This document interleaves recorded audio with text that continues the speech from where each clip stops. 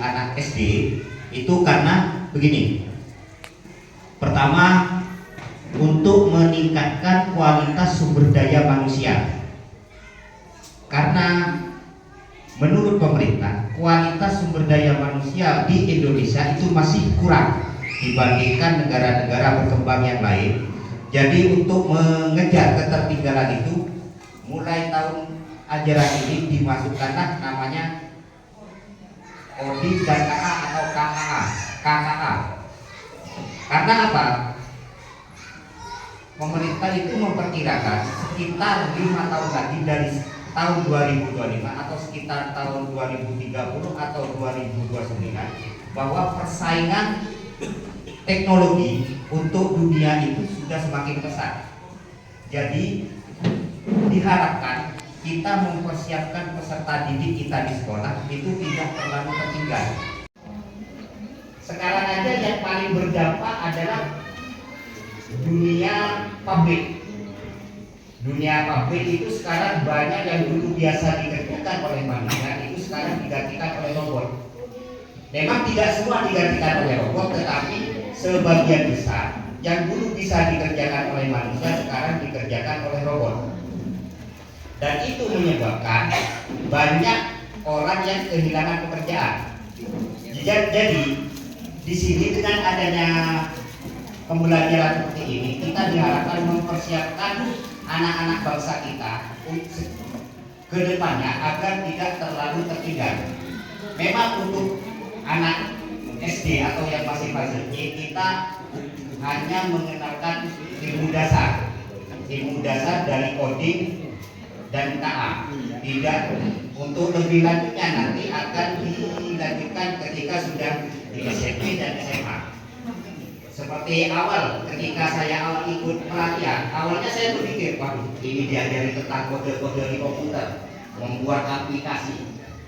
Awalnya berpikir, karena kecerdasan artifisial ini apa ya? Suatu kecerdasan yang sebenarnya juga buatan manusia. Ada perbedaan antara kecerdasan manusia dan kecerdasan artifisial. Mungkin Bapak Ibu tahu apa perbedaannya? Mungkin ada yang bisa menyebutkan apa perbedaan kecerdasan manusia dan kecerdasan artifisial atau kecerdasan buatan? Kalau yang buatan mungkin sudah ada aplikasinya, jadi tinggal dicek saja. Nah, ya betul. Itu termasuk salah satu perbedaan. Pertanyaan saya, kecerdasan buatan yang buat siapa? Nah, manusia. Berarti manusianya harusnya lebih pintar daripada kecerdasan buatan. Cuma kecerdasan manusia ini ada batas. Mungkin ini, hari ini kita belajar ini hafal. Tahun depan kita pasti lupa. Itu adalah salah satu kelemahan kecerdasan manusia. Kalau bisa hafal terus, alhamdulillah. Kalau kecerdasan buatan, semakin dia diisi, dia semakin pintar. Lama-lama akan mengalahkan namanya kecerdasan manusia. Seperti sekarang, kemarin saya ada berita tentang, ya agak tua sedikit, berita tentang yang perang. Dulu kalau perang, namanya kendaraan seperti tank itu adalah rajanya. Sekarang mereka dikalahkan oleh sebuah AI yang hanya harganya lebih murah, malah lebih murah, yaitu drone AI. Mereka hanya digerakkan, tank pun kalah. Jadi yang dikhawatirkan adalah kalau kita tidak mempersiapkan kemampuan dasar anak kita dari sekarang, mereka akan terlalu tertinggal dengan AI, sehingga di tahun-tahun ke depan akan kesulitan dalam menjalani hidupnya, karena kemungkinan ya seperti tadi yang dipikirkan, semua pekerjaan akan digantikan oleh robot. Mungkin ingat seperti film-film dulu, kayak Terminator itu tentang robot-robot. Ketika semua pekerjaan sudah digantikan oleh robot, manusia tersingkirkan. Nah, untuk mencegah hal-hal seperti itu semoga tidak terjadi, kita harus mempersiapkan diri tentang ini, tentang coding dan KA. Karena di coding dan KA nanti akan lebih dijelaskan tentang pemanfaatan dan batasan-batasan pemakaian. Batasan-batasan pemakaian yang seperti apa ya? Seperti saat ini, kadang-kadang kita memanfaatkan. Sudah beberapa disampaikan. Saya sendiri Randy Joni Hartanto, Telagosari, 28 Juli 2025. Baik, outline kita di modul 2 pada hari ini yang pertama yaitu bab 1, konsep berpikir komputasional. Yang kedua, berpikir komputasional dan kompetisi abad 21. Yang ketiga, orientasi kritis dalam berpikir komputasional. Bab 2, berpikir komputasional, uraian dan contoh. Selanjutnya, pentingnya berpikir komputasional untuk memecahkan berbagai bangsa sehari-hari. Bab 4, konsep. Dua, pembelajaran plug dan unplug yang sudah disampaikan Kak Asus tadi. Dan bab 5 nanti kita ada kuis. Siap Kak? Siap. Lanjut? Lanjut. Oke, next. Dengan demikian, berpikir komputasional merupakan perubahan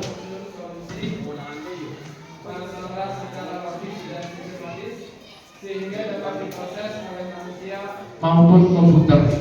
Ini mic-nya memang gak enak ya? Gak mengganggu tapi ya?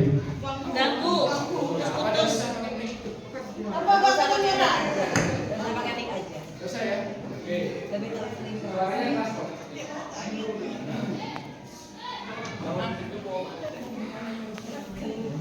Baik ya, konsep berpikir komputasional seperti yang tadi sudah disampaikan oleh Mas Rifki. Next kan?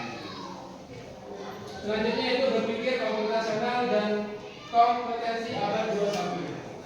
Berpikir komputasional berkaitan dengan konsep 4C yang sudah kakak-kakak sering lakukan. Sebenarnya sudah sering dilakukan ya.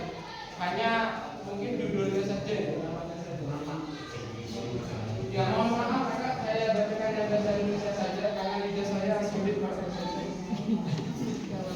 Yang pertama itu berpikir kritis, yang kedua kreativitas, yang ketiga komunikasi, yang keempat kolaborasi. Karena yang dulu menyelesaikan masalah secara sistematik, efektif, efisien dan optimal. Yang ketiga, menjadi bagian-bagian yang lebih kecil dan lebih mudah dikelola atau bisa dipahami dengan sederhana. Sebagai pemecahan masalah besar menjadi bagian yang lebih kecil. Sukiyarmo 2021. Jadi di pemecahan masalah atau di komposisi juga. Contoh, misalkan kita memberi tugas pada peserta didik kita, peserta didik belajar memecah masalah besar menjadi bagian-bagian kecil. Misalkan guru meminta peserta didik membuat konsep, membuat undangan ulang tahun, misalkan acara ulang tahun. Gimana konsep sederhananya? Jadi di sini guru memberikan tantangan. Bayangkan jika ingin membuat sebuah pesta ulang tahun yang sempurna, apa saja yang harus disiapkan.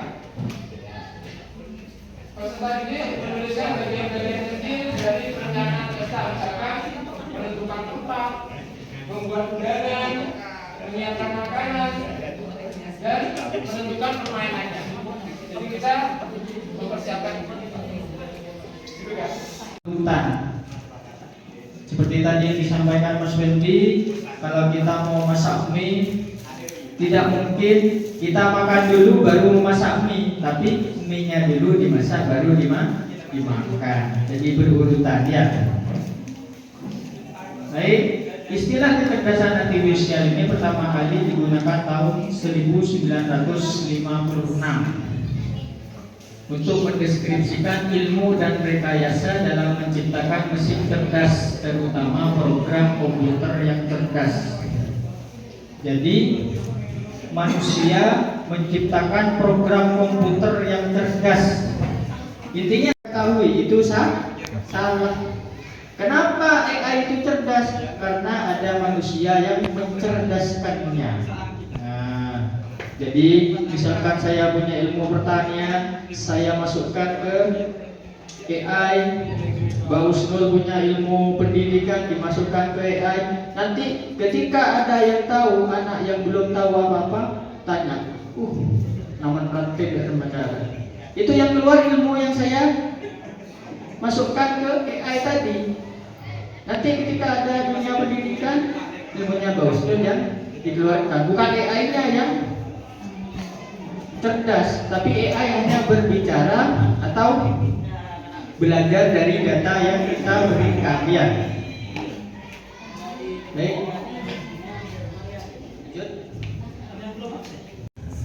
Bahasa aplikasinya pun diganti. Akhirnya jadilah yang namanya Madura IRC dengan bahasa Madura. Ada, kalau dulu kita pakai yang awal itu hanya ada MIRC ya Bu ya. MIRC di laptop, di komputer, chatting di sana, keluar hanya teks saja. Tapi tahun-tahun ke belakang bisa keluarkan gambar, video ya kan. Itu karena apa? Itu termasuk AI. Jadi belajar di program, semakin sering digunakan semakin cerdas. Nah, kita guru-guru wajib tahu ya kegunaannya masing-masing agar apa? Anak didik kita tidak tersesat. Ya, ketika anak didik kita itu kecanduan, kemudian kita tidak tahu, itu usia 18 plus, 35 plus, tidak ada. Anak TK ketika menyebutkan berikan saya gambar anomali, keluar anomali. Yes, itu ya. Jadi tugas kita adalah mengarahkan untuk berpikir komputasional.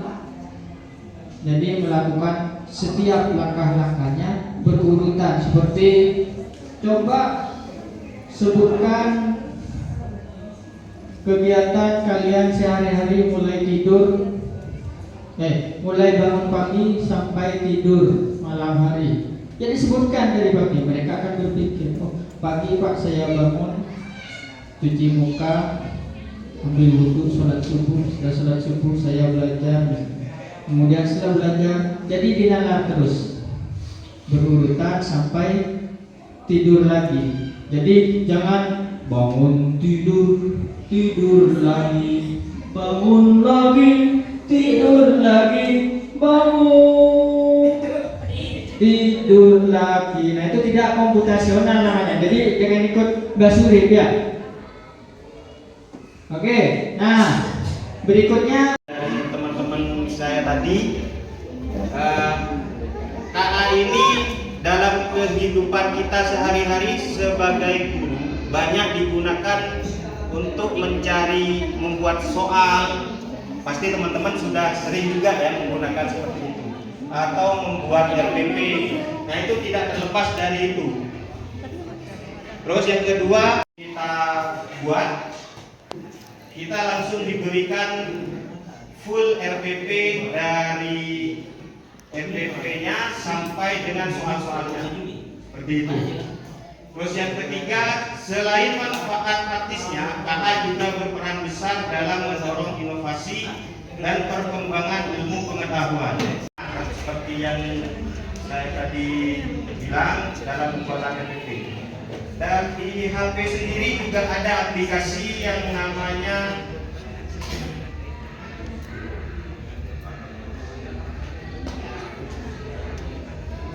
itu seperti scanner. Kita buat soal, kita foto, itu langsung muncul dengan jawabannya. Ada yang seperti itu. Tapi yaitu kita perlu mengawasi supaya anak didik kita ini tidak terlalu berlebihan dalam menggunakannya. Nanti itu yang lebih pintar malah tangannya seperti itu. Nah, di sini prinsip-prinsip dia bisa mewarisi bias dan ketidakadilan yang ada dalam data tersebut. Oleh karena itu, pengembang KA harus memastikan bahwa data yang digunakan beragam dan representatif sehingga tidak ada kelompok yang dirugikan. Mengenali wajah atau memberikan rekomendasi film yang kita suka, seperti yang dijelaskan oleh Mas Kemli tadi. Film yang kita suka itu misal kita buka YouTube, terus kita menginputkan apa yang sering kita cari, dia akan menampilkan apa yang memang sering kita cari. untuk mengenali wajah seperti yang ada pada smartphone kita. Itu kan ada aplikasi untuk membuka kunci lewat wajahnya. Itu salah satu pemanfaatan KA juga.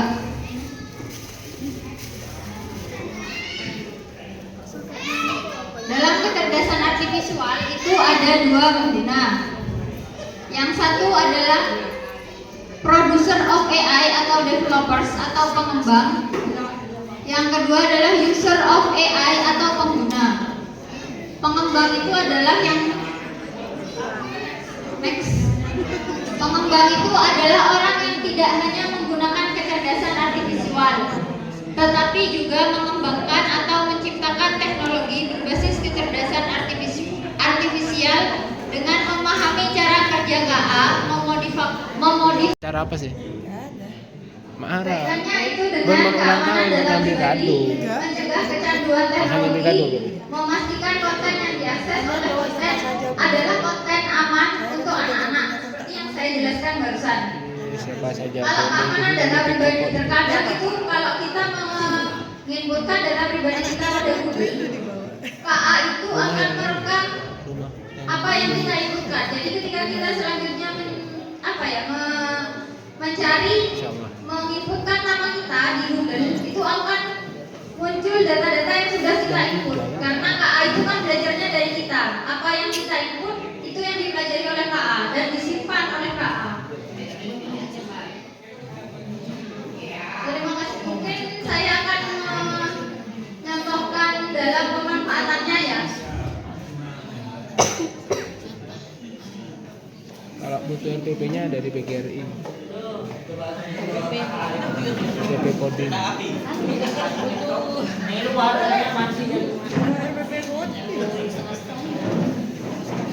Ini contohnya kita menggunakan Canva. Di Canva itu ada aplikasi AI-nya. Jadi misal kita ketika buatkan aplikasi permainan matematika kelas 1 Kelas 5 dan kelas 6. Jangan dimana. Betul. kelas 5 yang Oh, ketang.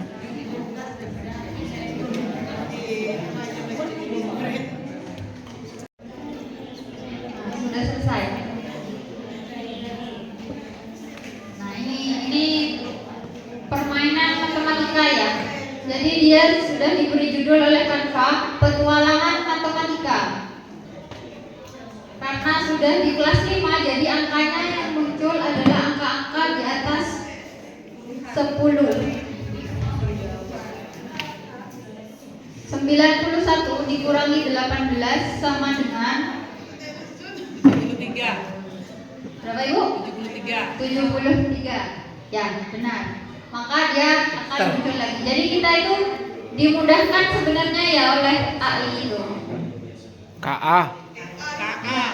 Maaf Kak. Coba kita dijawab salah ya. 51 Kau bilang dikurangi. dimudahkan begitu sudah ada jawabannya. Gimana? Gimana Ibu? Kau bilang dimudahkan, sementara kan belum ada jawabannya itu. Maksud saya dimudahkan itu kan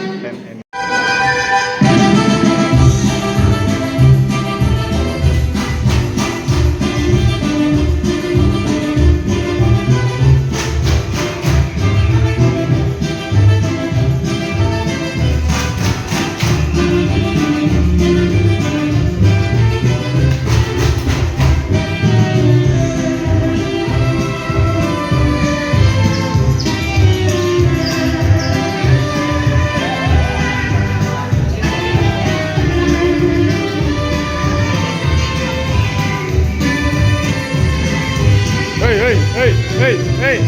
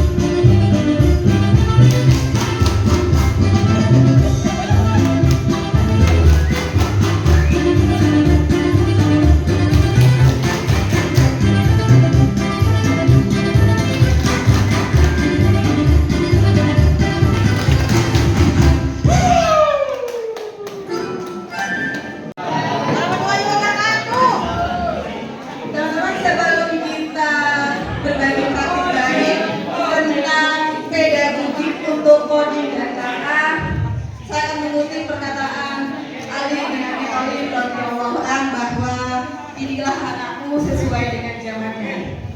Zamannya sekarang kita ini sekarang adalah zaman teknologi, di mana kita sudah dimudahkan dengan adanya teknologi.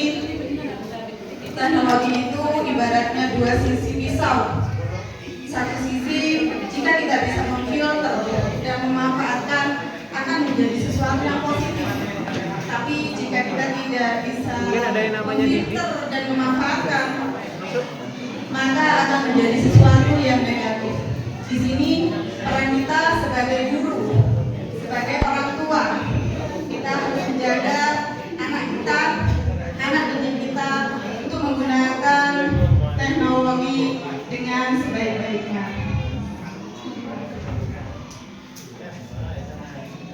Pedagogis untuk Kodim dan KA. Kalau pedagogik ya, kalau kita sebagai guru di sini ya, sebagai pengajar, next, langsung tujuan.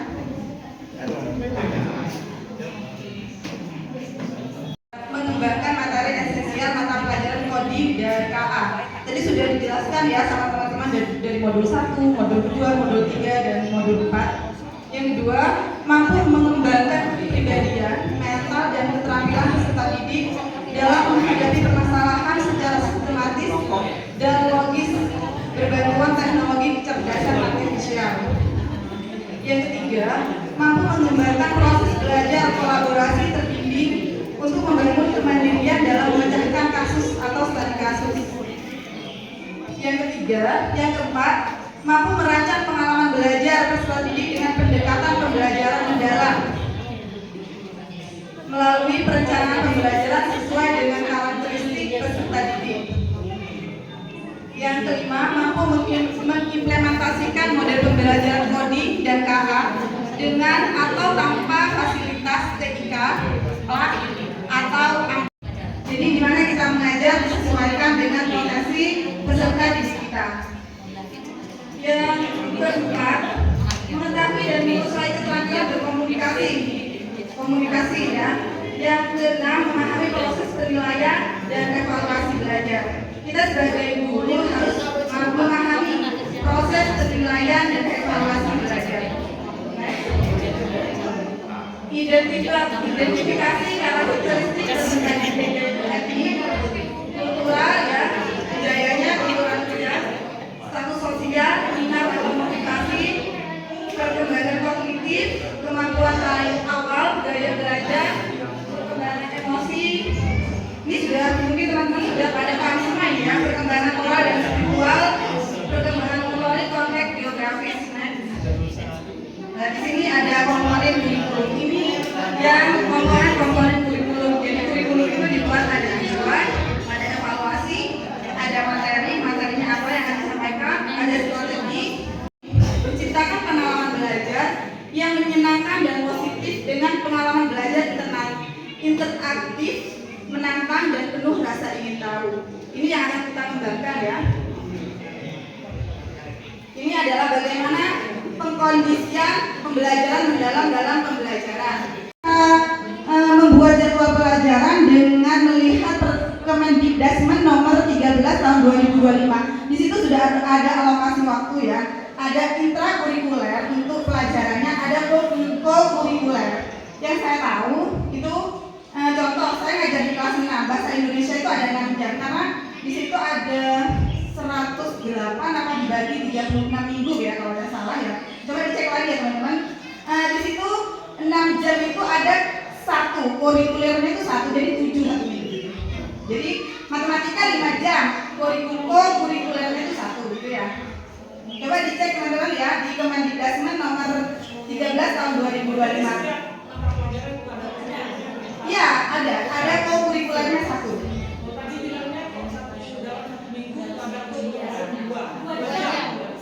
Satu. Coba sebenarnya ketemunya 6 jam. Kurikulernya itu satu jam. Satu jam pelajaran. Karena kalau itu dalam satu minggu. Setiap mapel. Jadi setiap mapel itu kurikulumnya satu. Ini itu dulu dalam tiga ya. Oh iya tergantung Bu, tergantung sekolah, kebijakan sekolah. Kalau di itunya Bu bahasa Indonesia ya, kurikulernya satu minggu itu Bu. Jadi 7 semua. Karena matematika 5 saya beda. Iya betul, itu. Jadi setiap mapel itu ada kurikulernya, itu Bu ya. Terserah lembaganya mau 1 minggu ini ada berapa kurikuler, tergantung lembaganya Bu. Bagaimana diskusi kita dengan kepala sekolah kita dan guru-guru kelas yang ada. Sebaiknya itu Di mana? kelas 5 dan kelas 4 itu samakan aja. Ya, karena kita ada di fase C, jadi CP, ATP-nya itu sama. Jadi sama. Jadi kelas 6 itu pengembangan dari kelas 5. Maksudnya jadwal pelajarannya sudah sama.